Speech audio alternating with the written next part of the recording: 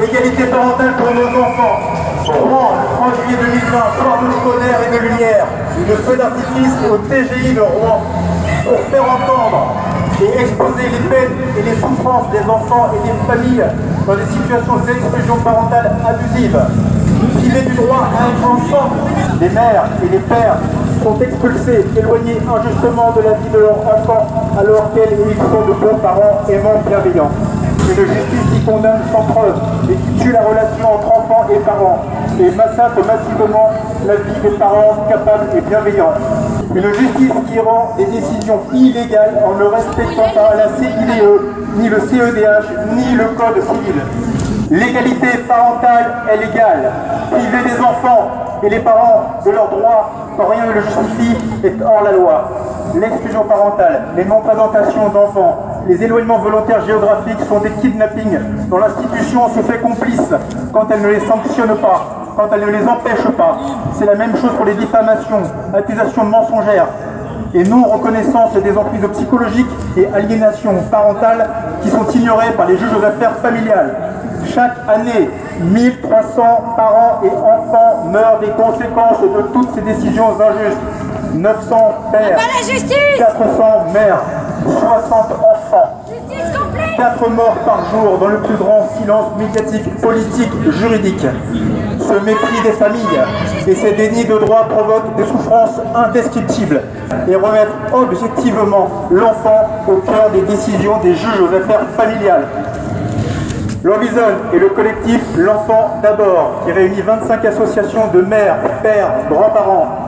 Appelons à l'aide le procureur, le ministre à la famille, le ministre de la Justice et toute personne pouvant faire changer ce système empoisonnant. Nous leur demandons de traiter les violences faites aux enfants et aux familles de la même manière que les violences conjugales, avec le même courage, la même détermination, les mêmes obligations de moyens et mêmes obligations de résultats. Notre collectif leur propose une concertation citoyenne sur la justice familiale. Nous leur demandons à revoir nos enfants et ne plus être exécutés par la violence des décisions insensées prononcées par les juges aux affaires familiales. Vite, ensemble, initions les assises des affaires familiales qui serviront la société, qui protégeront mères, pères, grands-parents et nos enfants. Merci pour votre attention. Bravo! L'égalité parentale, stop aux exclusions abusives, stop aux violences institutionnelles. Bonjour et bienvenue sur JAF-Ta-Mère numéro 18 avec en ouverture cette action effectuée le vendredi 3 juillet 2020 devant le TGI de Rouen, menée par Laurent que nous interviewerons et que nous ferons parler dans quelques minutes. Cette émission sera consacrée à un long entretien avec monsieur Jean-Pierre Winter, psychanalyste de renom, avec qui nous aurons une discussion en plusieurs tranches, plusieurs étapes. Mais tout de suite, que s'est-il donc passé le 3 juillet 2020 à Rouen? C'est le témoignage de la semaine avec Laurent Guerlot. Voici maintenant le témoignage de la semaine. Bonjour à tous, Laurent Guerlot du collectif L'Horizon sur Rouen, collectif qui, comme équité parentale, fait partie du réseau d'associations qui s'appelle L'Enfant d'abord, qui réunit plus de 25 associations sur la défense de l'égalité parentale. Ce vendredi, nous avons organisé un feu d'artifice pour saisir l'opinion publique et réveiller l'institution juridique qui dure depuis trop longtemps. En quelques mots, qu'est-ce qui m'a conduit à créer ce collectif?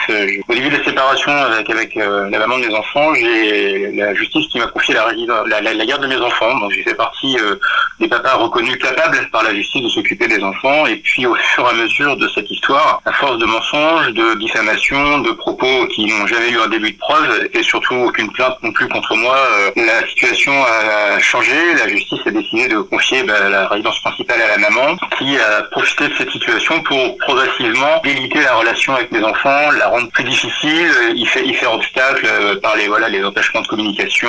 Les droits de visite et d'hébergement en fait étaient respectés jusqu'en 2018 et en 2018 la maman a décidé de faire obstacle à ces droits de visite d'hébergement, ce qui a eu pour conséquence tristement une tentative de suicide de mon plus jeune fils de 11 ans, suite à quoi la maman a fait une information préoccupante qui par voie de justice ensuite a fait que mes droits ont été totalement suspendus. Depuis 2018, je n'ai donc pas vu mes enfants, c'est le 3e été là qui démarre où je ne les vois pas. À partir de cette souffrance que l'on comprend tous, les papas et les mamans dans les mêmes situations, les grands-parents, j'ai décidé d'agir comme beaucoup d'associations et cette histoire nous mène aujourd'hui à l'action qui est relayée par Équité Parentale et que je remercie pour faire connaître cette action qui est vraiment au service de tous, toutes et avant tout au service de nos enfants. Donc tu n'as pas vu tes enfants depuis combien de temps?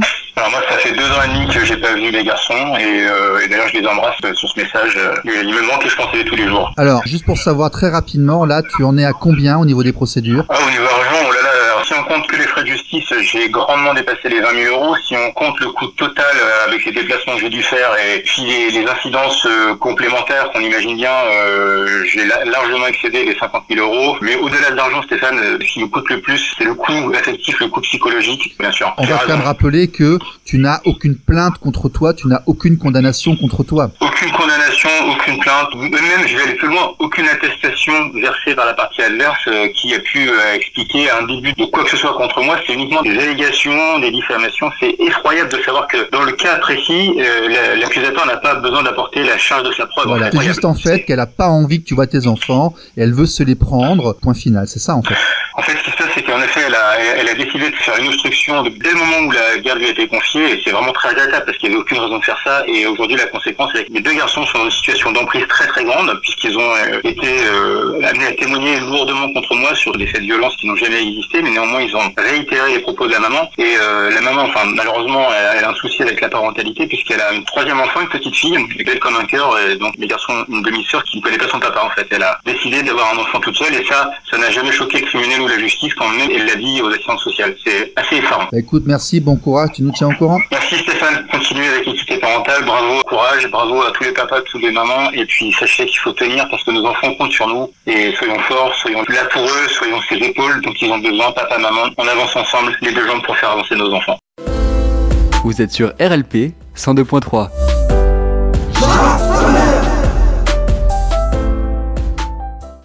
Voilà un nouvel aperçu de cette réalité crue dans la France du début du 21e siècle. J'ai intégré en urgence cette actualité parce que quand il faut montrer la réalité, c'est aussi ça. Et voilà, quand vous voyez parfois quelqu'un dans un tribunal, l'histoire qu'il y a derrière, c'est celle-là. Et il n'est pas possible d'analyser et de comprendre ce domaine, ce secteur, sans s'intéresser à ce genre de dérives et de conséquences.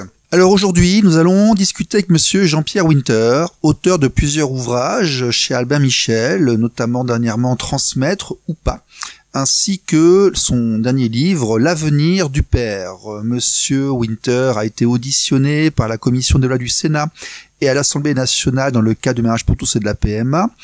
Il appartient à l'Académie de médecine, il est psychanalyste depuis 40 ans, dont 25 ans en province et à Paris en CMP. Il est juriste, il a une licence et un master en philosophie.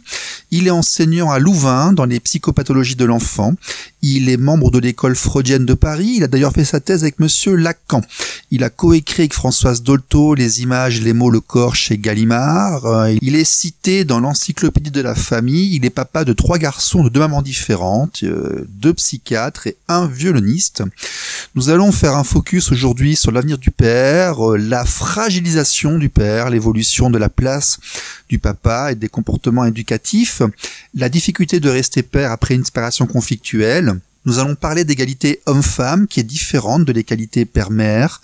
Nous ferons un encart sur les nouveaux couples, la famille homoparentale. Nous parlerons de son futur ouvrage en instance de parution qui s'appelle La pratique de Lacan. Voilà, c'est sur RLP, Jean-Pierre Winter, c'est un honneur, un habitué des plateaux télé et des médias français qui a pris le temps de venir nous parler de son expérience pour nous aider dans cette quête de vérité autour de la compréhension des problématiques, des situations de séparation familiale avec enfants. Monsieur Jean-Pierre Winter, sur RLP 102.3, avec nous pour un entretien exclusif, qui nous fera part de son expérience et de ses avis sur les questions que nous allons lui poser. Monsieur Winter, vous êtes avec nous ? Oui, je suis avec vous, bonjour. Bonjour à vous, merci. Vous êtes donc de l'école lacanienne, vous avez travaillé avec Françoise Dolto, bon, je vous ai introduit un peu précédemment. Vous avez sorti il y a 1 an et demi un ouvrage qui s'appelle L'avenir du père aux éditions Albin Michel. Pourriez-vous en quelques mots nous en parler, s'il vous plaît ?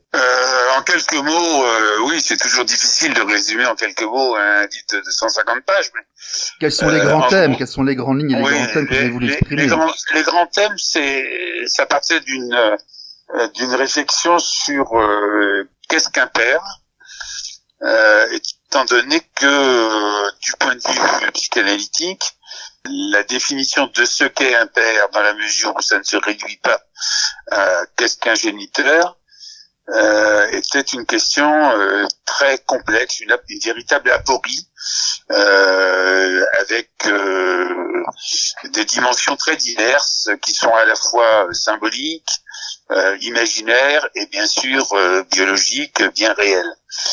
Et donc il s'agissait à partir de cas cliniques et aussi d'exemples empruntés à la littérature ou au cinéma, comme par exemple le film de Benigni, La vie est belle, de réfléchir au rôle du père, à son statut, à sa fonction, à sa nomination, à son rôle, dans divers aspects, pour en montrer la complexité, l'utilité, et surtout c'est le cas de le dire, la pérennité à travers les âges. C'est à montrer que quels que soient finalement les aléas des lois et des lieux, il y avait quelque chose que je pourrais appeler un minimum syndical du père à travers l'histoire. Voilà, pour résumer très rapidement et à grands traits, le tout s'appuyant évidemment sur l'expérience clinique de la psychanalyse avec des adultes et avec des enfants qui remonte maintenant à plus de 40 ans. Alors, vous avez été auditionné par les commissions des lois du Sénat et de l'Assemblée nationale dans le cadre du mariage pour tous et de la PMA. Avez-vous l'impression que vos interlocuteurs étaient sensibilisés à ce point et comprenaient l'importance du père dans la construction de l'enfant ? Écoutez, globalement, non. Non. Pour des raisons qui sont d'abord politiques. C'est-à-dire que quand des gens comme moi sont appelés à auditionner, les jeux sont faits en fait. C'est-à-dire ça relève d'un semblant de démocratie, les décisions sont prises, les lois sont déjà écrites et on peut éventuellement influer à la marge, mais pas plus. Là où j'ai eu le sentiment d'être écouté, c'est de temps en temps un député ou un sénateur qui manifestait qu'il n'était pas insensible aux questions posées, mais sinon c'est l'essentiel, ça a été surtout à l'Académie de médecine et un petit peu au Comité national d'éthique qui s'est divisé sur ces questions-là.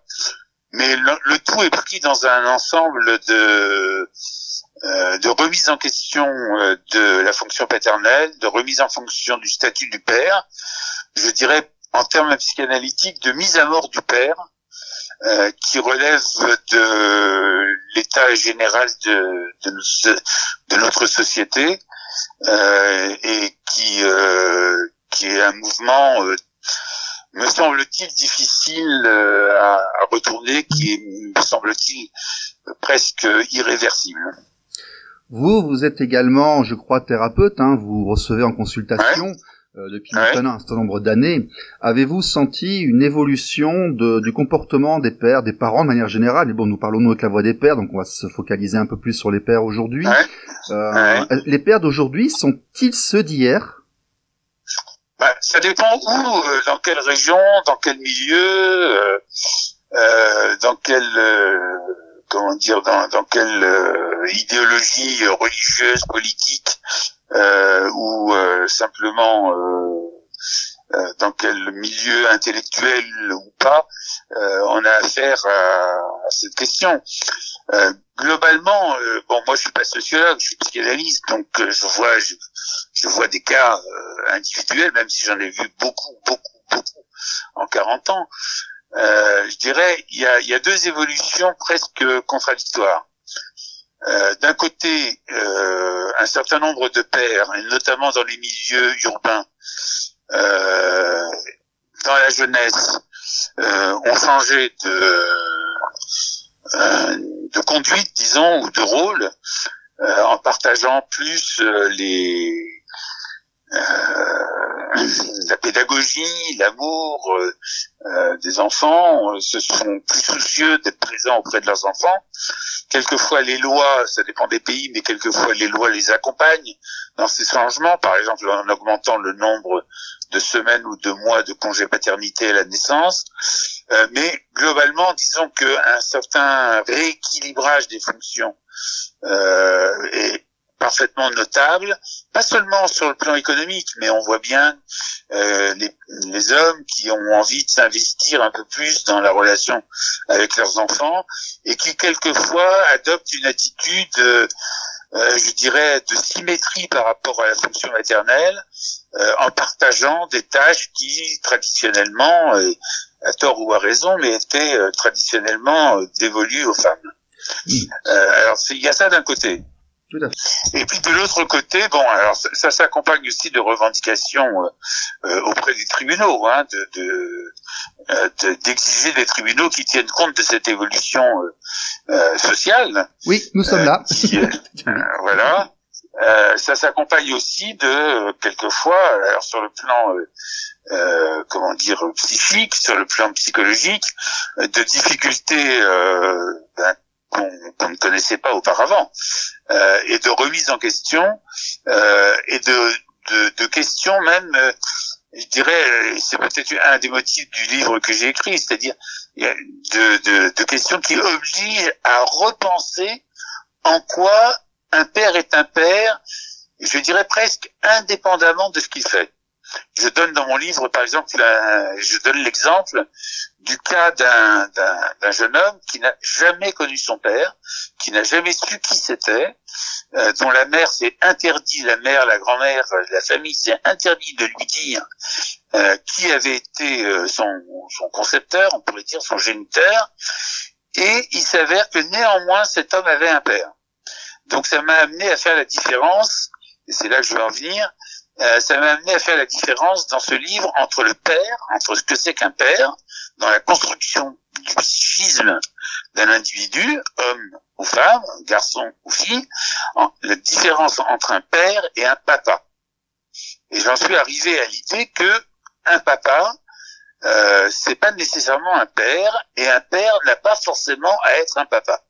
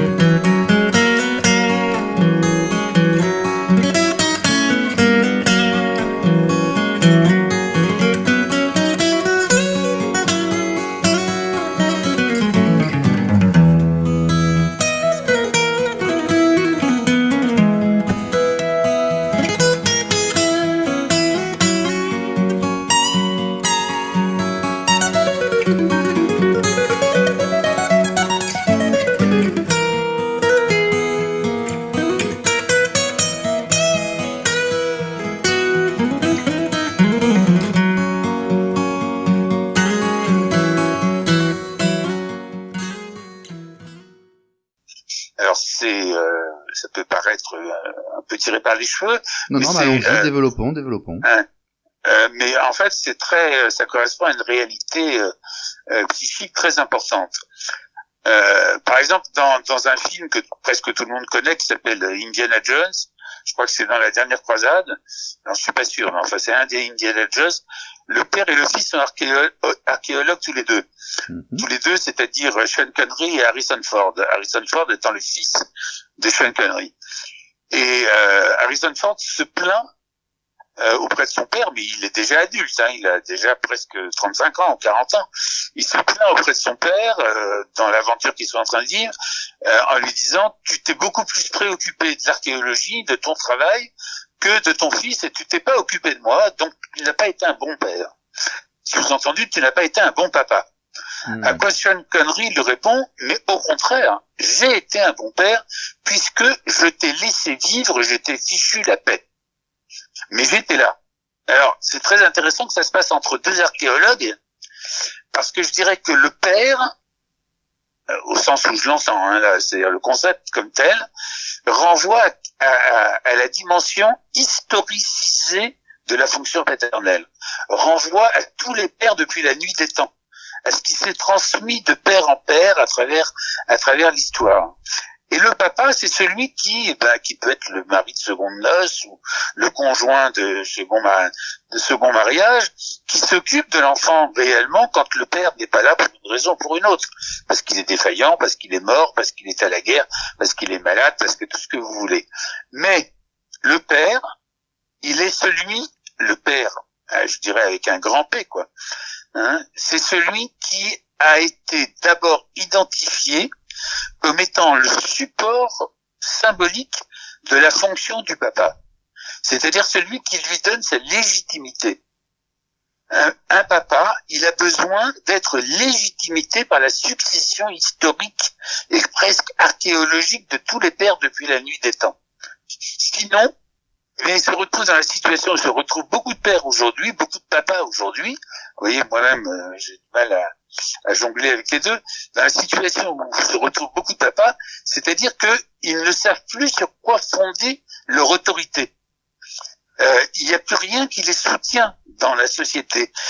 Et alors ça va jusqu'au point où, par exemple, avec les projets de loi là, de PMA pour toutes, c'est-à-dire pour les femmes seules ou pour les femmes en couple, ça va jusqu'au point où la société décide de saper toute autorité pas au sens de autoritaire, hein, mais au sens de celui qui incarne une certaine dimension de ce qui se fait et de ce qui ne se fait pas pour vivre en société, pour qu'on puisse vivre en société.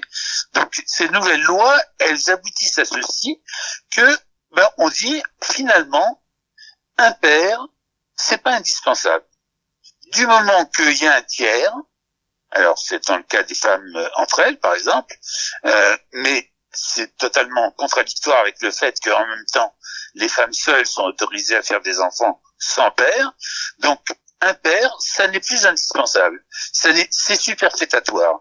Ce qui compte, c'est je sais pas quoi, c'est l'amour, c'est le désir d'avoir un enfant, c'est tout ce qu'on met en place pour son éducation ou pas d'ailleurs, tout ce qu'on idéalise de ce que pourrait être un enfant qui serait privé avant même le moindre accident de la vie, qui serait privé de cette dimension essentielle de l'existence qui est d'avoir à la maison un homme et une femme pour représenter justement ces fameux équilibres homme-femme qu'on recherche partout dans la société, sauf dans les familles.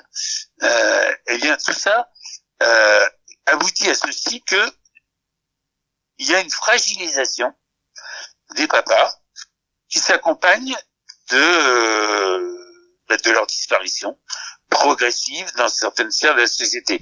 Alors on parle du papa, mais je pourrais parler aussi de la fonction maternelle. On peut pas parler de tout en même temps, donc je vais pas aborder ça maintenant. Mais avec la GPA, par exemple, les enfants qui auront deux pères et pas de mère poseront aussi d'autres types de problèmes.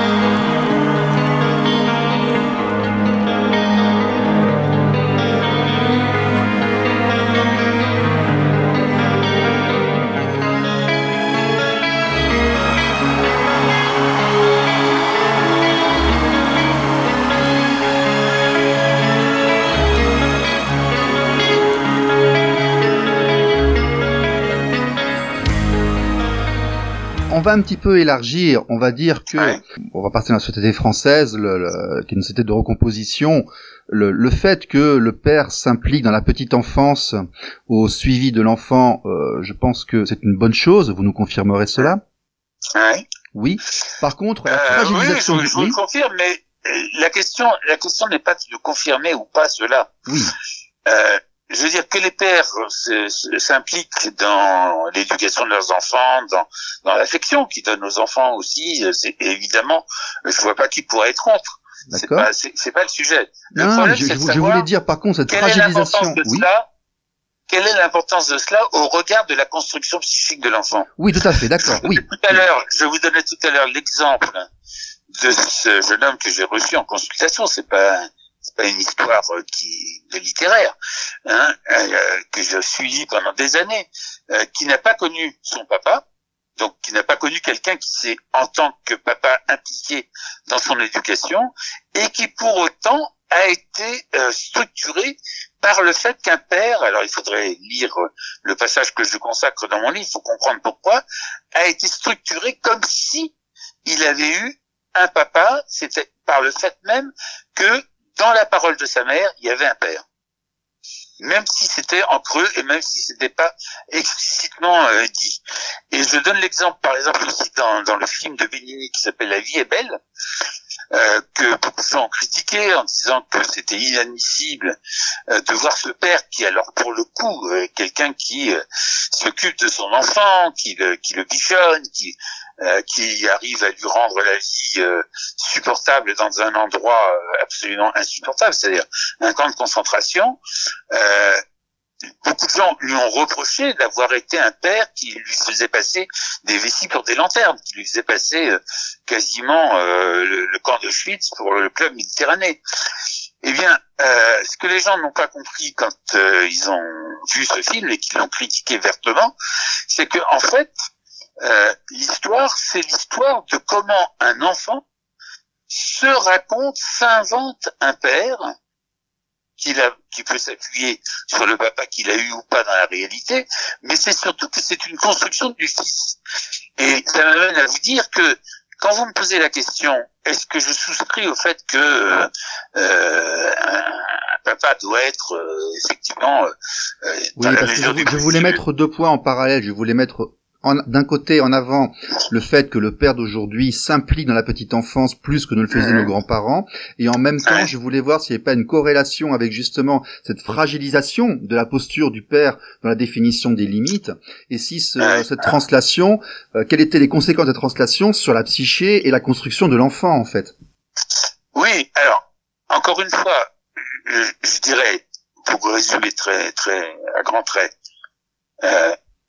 les papas, c'est très bien qu'ils s'impliquent dans la construction, affective de l'enfant, affective et pragmatique de l'enfant dans la petite enfance. Mais c'est pas ça qui les définit comme père. C'est-à-dire que quand vous demandez à un adulte, quand vous lui demandez sans faire pression, évidemment, pas à la manière des sociologues, c'est-à-dire pas par un sondage où les réponses sont déjà écrites avant même qu'on ait les questions. Quand librement les gens en viennent à se poser la question qui est la suivante. En quoi mon père a-t-il été un père pour moi? Eh bien, mon expérience, je limiterai ça à mon expérience et à celle des collègues avec qui il m'arrive d'en parler. Mon expérience, c'est que jamais quelqu'un répond « Mon père a été un père en ceci qui s'est impliqué dans mon éducation quand j'étais un petit enfant. » Jamais. Par contre, et vous en avez plusieurs témoignages dans mon livre, par contre, la réponse qui vient le plus souvent, et à l'insu, c'est-à-dire sans calcul, de la part de ces enfants devenus adultes, c'est « Mon père, je me suis aperçu que mon père a été mon père le jour où il m'a dit ou fait telle ou telle chose. » En général, ça tient à une parole décisive qui marque un avant et un après, ou bien un geste décisif, une décision, un regard pointé sur tel ou tel défaut, sur tel ou tel désir, sur tel ou tel projet, etc. Le jour où l'enfant a pu sentir que le père pesait de tout le poids de son désir sur ce qu'il était et le séparait symboliquement, psychiquement, de l'englument névrotique dans lequel il était, parce que il fusionnait avec son entourage habituel, ses sœurs, ses frères, sa mère, sa grand-mère, etc. En général, ça tient à très peu de choses.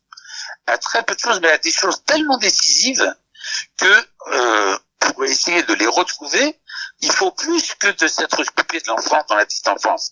Mais encore une fois, je veux pas qu'on se méprenne sur ce que je veux dire. C'est très bien, c'est très agréable, et pour le père, et pour la mère, et pour l'enfant, que tout le monde se préoccupe à partager les tâches que sont les tâches éducatives. C'est vraiment formidable. Et bien sûr qu'il faut de l'amour, mais ça suffit pas. Dans combien de familles, les enfants ont été aimés, ont été bien éduqués, et il se trouve que justement ça tourne mal. Oui, exactement. C'était deux pensées qui m'ont traversé en vous écoutant. Le fait de s'impliquer dans la petite enfance, peut-être que ça fait du bien au papa aussi, quelque part. C'est une frustration qu'on peut exprimer. Et effectivement, ce n'est pas nécessaire et suffisant. Je pense aussi que le rôle du père, l'encadrement, les limites, le fait d'être présent en tant que protecteur ont aussi son importance auprès de l'enfant. D'où en fait la problématique qui se pose très souvent chez nous, quand les gens viennent nous voir.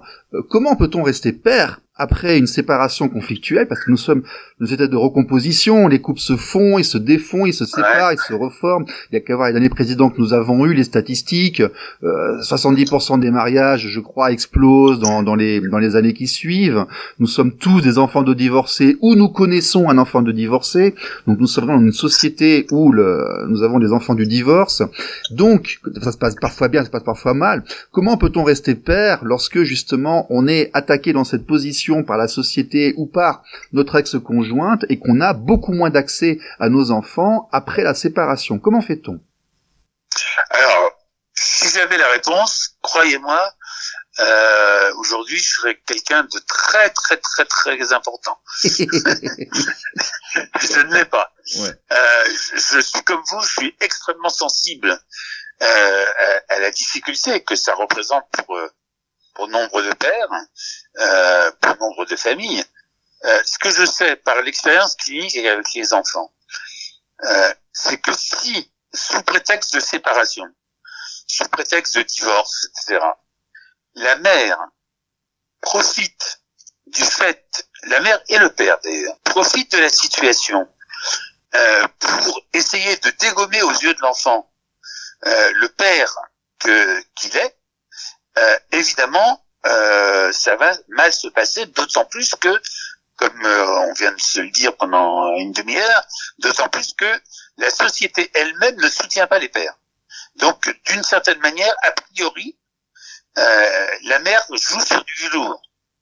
Mais si la mère si on arrive à convaincre la mère que elle peut penser tout le mal qu'elle veut de son ex-conjoint, de penser que vraiment elle a fait un mauvais choix, la preuve c'est qu'elle se sépare de lui, mais que néanmoins l'homme avec qui elle a fait cet enfant est le père de l'enfant, quoi qu'il se passe entre les adultes, alors dans ce cas-là, il y a c'est pas grave.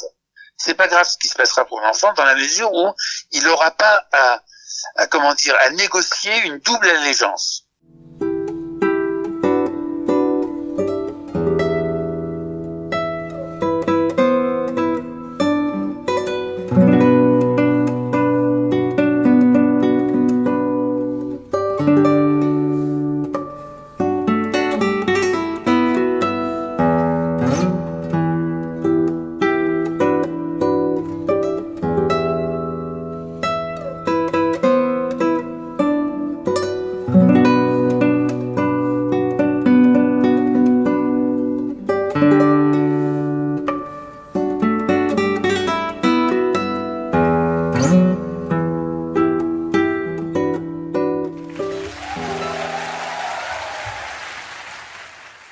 L'important, c'est de penser à l'enfant. Oui. De penser que l'enfant, ses parents se séparent, c'est extrêmement douloureux, très douloureux, quel que soit l'âge, je dirais. De 0 à 20 ans, j'ai des exemples de jeunes gens de 20 ans dont les parents se sont séparés dans l'année qui a précédé, qui vivent ça comme une immense blessure. Hein. Mais si en plus l'un des deux parents ou les deux se mettent à casser du sucre en disant sur le dos de l'ex-conjoint, en disant ton père est un salopard, ton père a fait telle ou telle crasse, ton père est un hors-la-loi, ton père, etc. Dans ce cas-là, effectivement, il n'y a pas d'issue. Il n'y a pas d'issue parce que il y a une confusion entre l'homme et la femme, ceux qui se sont associés pour faire un enfant, et la fonction paternelle, la fonction maternelle, le père et la mère. Un homme et une femme, c'est pas la même chose qu'un père et une mère. Oui, effectivement, c'était le point suivant et je suis ravi de cette transition. Nous voulions parler de l'égalité homme-femme, qui est effectivement notre grand credo ici, parce qu'on se met souvent en avant l'argumentation de l'article 1 de la Constitution, qui instaure l'égalité devant la loi. Donc c'est pour cela que nous réclamons notamment auprès du tribunal familial, du juge des enfants et des services sociaux une égalité de traitement. Mais vous me disiez, attention, l'égalité homme-femme, ce n'est pas l'égalité père-mère, c'est autre chose. Non, effectivement, l'égalité homme-femme, elle est souhaitable dans tous les cas. C'est la fin de la société patriarcale. C'est le droit, tous les droits qui ont été reconnus enfin aux femmes. Le droit de vote, le droit d'avoir un compte bancaire à son nom, le droit d'aller et venir comme elle le souhaite, etc. Bon, ça c'est une affaire entre adultes. Mais là, entre père et mère, il peut pas y avoir d'égalité puisque ce sont des fonctions qui ne sont pas commensurables. On ne peut pas les mesurer l'une à l'autre. Ça ne veut rien dire de dire qu'il y aura égalité. Un père, c'est pas n'importe quel homme. C'est l'homme avec lequel une femme a désiré faire un enfant et que dans son psychisme, elle a désigné comme étant le père de l'enfant. Et donc à partir de là, cet homme-là, c'est un homme et donc il peut pas être équivalent à, je sais pas moi, n'importe quel acteur rencontré à l'occasion d'un film, le tonton, le grand-père, etc. Il peut y avoir des pères de substitution pour l'éducation, comme on en parlait tout à l'heure, c'est-à-dire des hommes qui se substituent à un père défaillant. Mais un père reste l'homme avec lequel une femme a décidé que c'était avec lui, a décidé, quelquefois même sans se l'avouer elle-même, que c'était avec lui qu'elle voulait faire un enfant. Alors vous me direz, oui, mais quand par exemple, quand elle met un enfant au monde avec un homme qu'elle n'a pas désiré, ou avec un homme qui l'a violé, ou avec un homme qu'elle a regretté d'avoir rencontré, bon, tous ces cas de figure existent, mais il faut nuancer tout ça. Par exemple, aujourd'hui, dans la mesure où tous les moyens de contraception existent, dans la mesure où il y a un droit à l'avortement, etc. Ces cas où le père, le géniteur, n'est pas le père, deviennent marginaux. Ce sont les épiphénomènes. Par l'observation empirique et la pratique, on peut voir que la plupart des gens qui viennent auprès de nous se plaindre ou demander conseil, ce sont des mésententes, ce sont des usures d'amour, ce sont des personnes qui refont leur vie, ce sont très peu souvent des personnes qui ont subi des des hasards, des impondérables. Oui, bien sûr. Et de moins en moins, puisque puisque les lois et la science permettent aujourd'hui justement d'évacuer un certain nombre de ces cas. Alors on a rendu les choses à la marge encore plus complexes dans d'autres domaines, avec par exemple les transsexuels qui sont devenus des femmes transsexuelles qui étaient des femmes qui sont devenues des hommes et qui après demandent à accoucher, à redevenir des mères pour mettre un enfant au monde.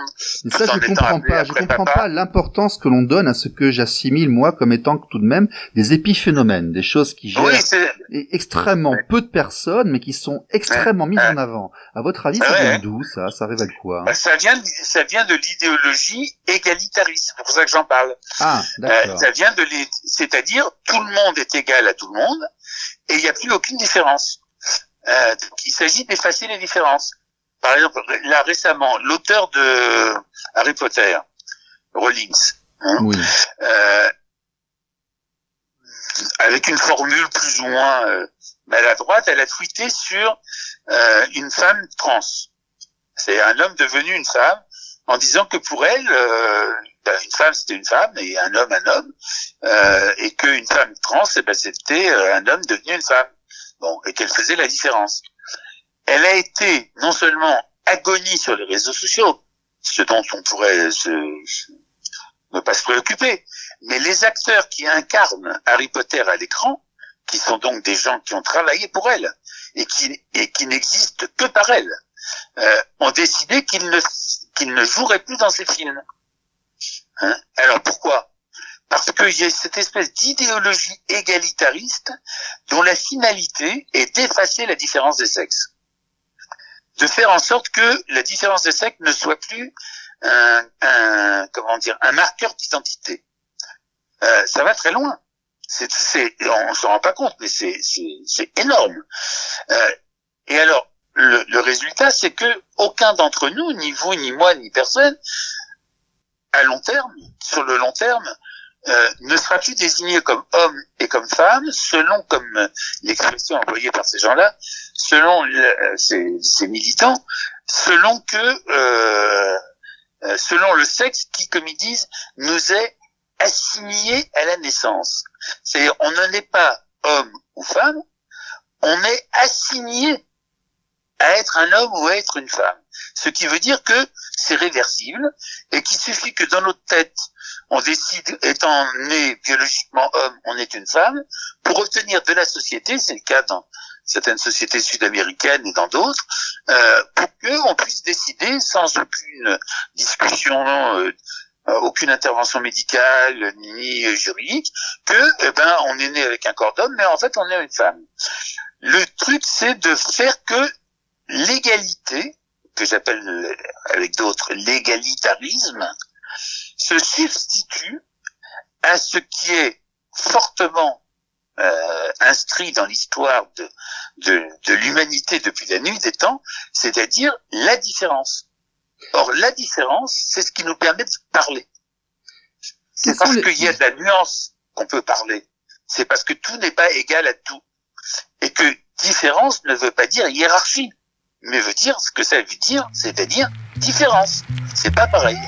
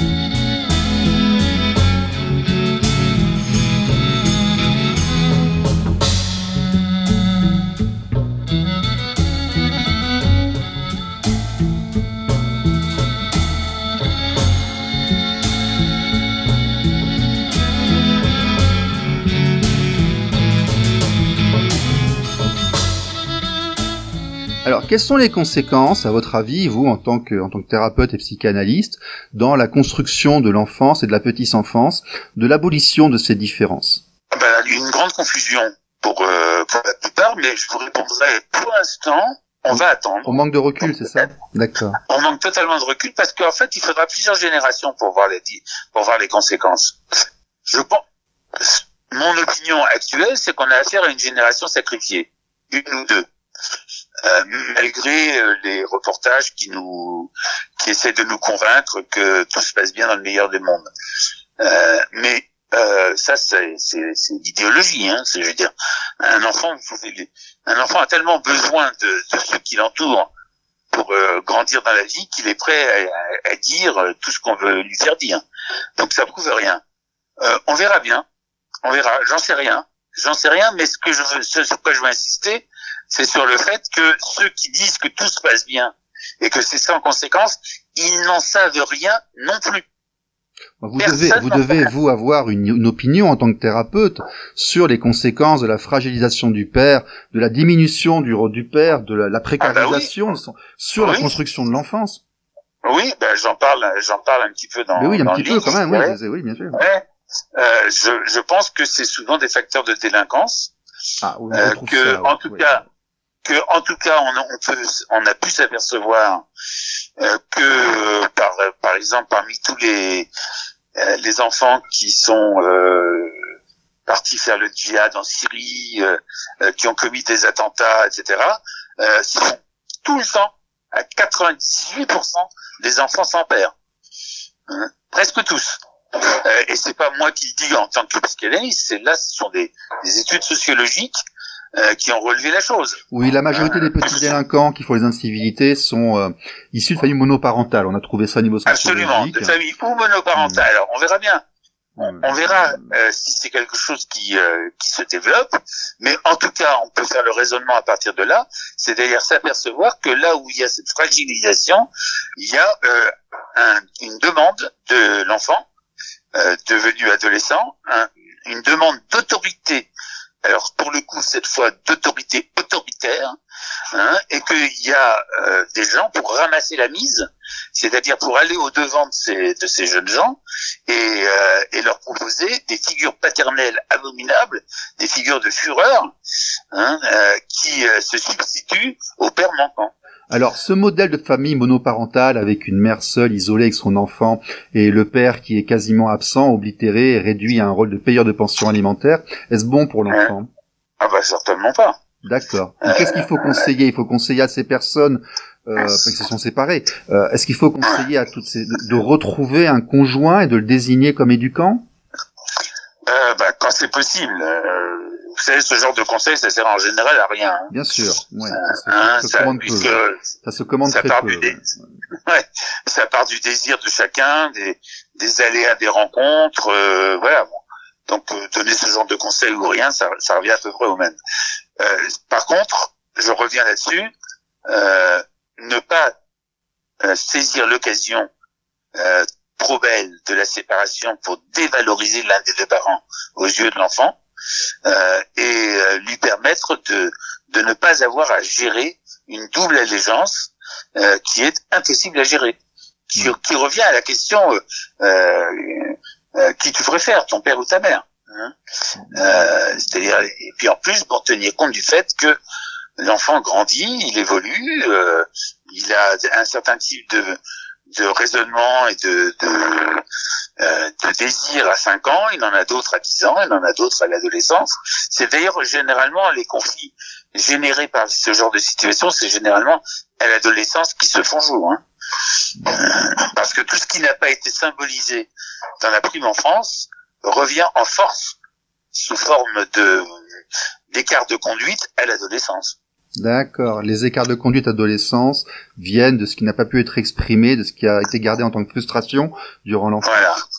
Ouais. Voilà. On va profiter pour rendre hommage effectivement à tous ces beaux-parents de recomposition qui ont réussi à éduquer un enfant qui ne sont pas le leur. C'est un exercice périlleux et difficile, mais mais qui peut être réussi, Bien sûr. Qui peut parfaitement réussir en sachant que c'est des situations extrêmement fragiles. Puisque il faudrait là que les lois donnent des droits, alors dans des conditions qui restent encore à discuter, donnent des droits à ces personnes pour que les situations soient moins fragiles. Non, mais on fragiliserait encore plus le père d'origine qui est victime d'une séparation que parfois il ne désire pas si on renforce le rôle du beau-père. Ça peut être des lois qui limitent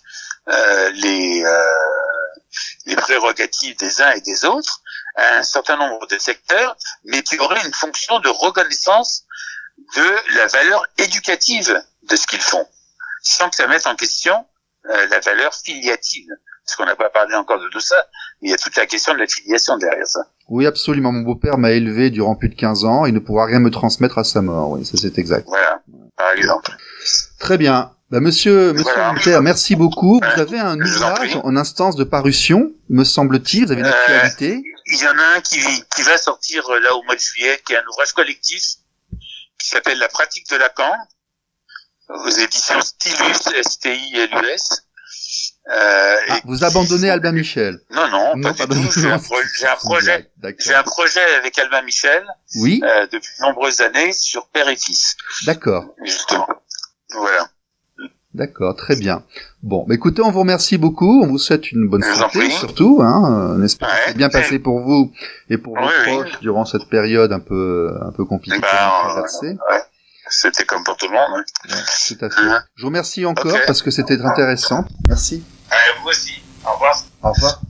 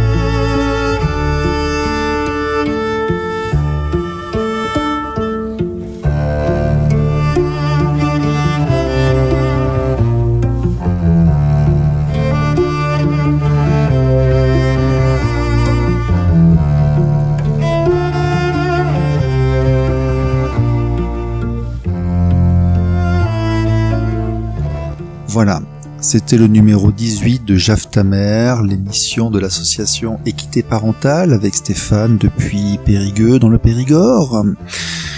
Nous avons donc parlé aujourd'hui de l'action du 3 juillet de Laurent Guerlot et surtout nous avons eu un entretien privilégié avec M. Jean-Pierre Winter. Toujours dans cette optique d'analyser et de comprendre cet environnement si problématique qui est devenu en cette France du début du XXIe siècle, la séparation des couples avec enfants dans la recomposition familiale, alors qu'il serait si simple de respecter cet article 1 de la Constitution instaurant l'égalité homme-femme. Nous en sommes toujours à nous demander pourquoi nous vivons tant de drames et pourquoi il est si difficile de réussir à s'arranger entre nous pour s'occuper correctement de nos enfants dans une société où les gens se séparent, se recomposent et font plusieurs types de familles parfois durant une même existence. N'oubliez pas le site de l'association www.equitéparentale.com avec plein de jolies affiches à envoyer à tous ceux qui le méritent. Les pages Facebook, la page nationale Association Équité Parentale, une page par département, relais 24 actions pour la Dordogne, relais votre numéro de département action. Et nous allons terminer aujourd'hui avec une chanson que j'ai trouvée sur YouTube qui s'appelle « Les droits des pères sont les mêmes que ceux des mères », écrit par Monsieur Washington que j'ai contacté et j'espère que je pourrai l'interviewer prochainement. C'est une jolie ritournelle qu'il a lancée, je pense qu'il a dû être concerné par un événement personnel. Il nous a produit ça. À très bientôt, soyez sages et à la semaine prochaine.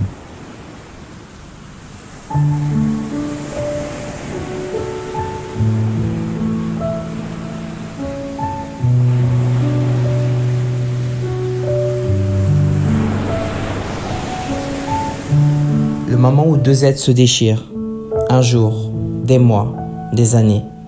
Ces moments perdus sans toi, tu lui manques. Elle a besoin de toi. Papa, où es-tu passé? Ce message s'adresse à toutes ces femmes, toutes ces mères qui utilisent leur enfant pour se faire justice.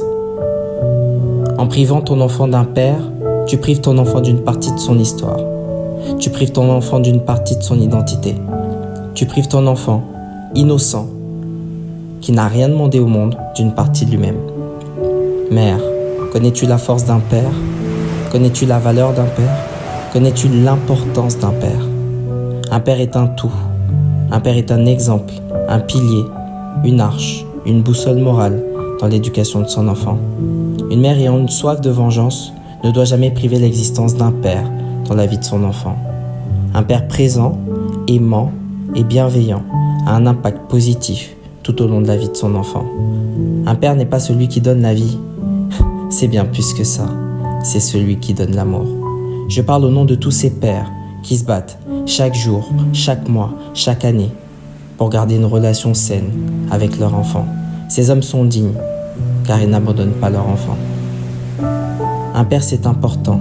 C'est dans son regard que la petite fille prend conscience de sa valeur. Sur la base de cette relation, elle grandit et devient une femme.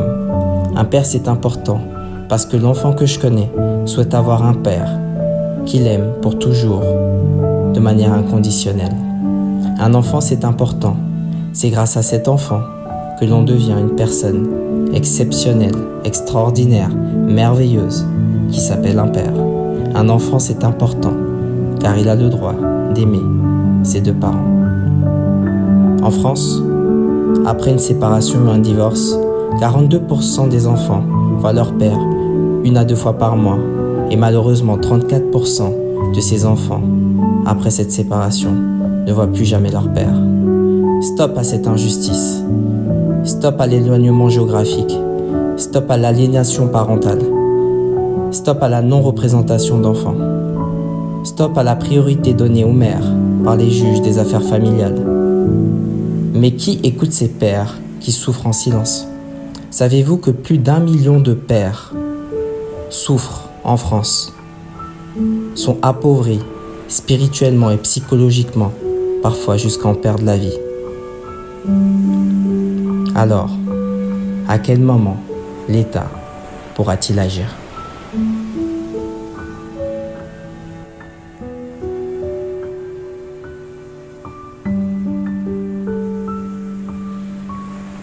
Jafta